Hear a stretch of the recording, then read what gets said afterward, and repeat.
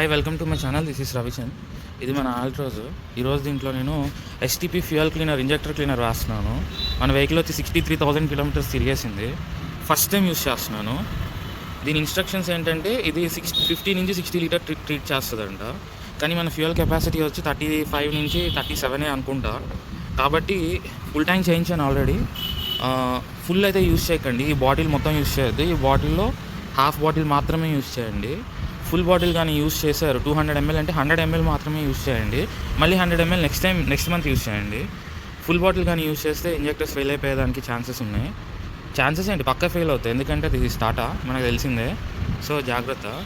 Injectors అయితే clean చేసుకోవాలి. బీభత్సంగా మిస్ఫైర్ అవుతుంది నా వెహికల్ అయితే, అందుకని యూస్ చేస్తున్నాను. Thank you for watching.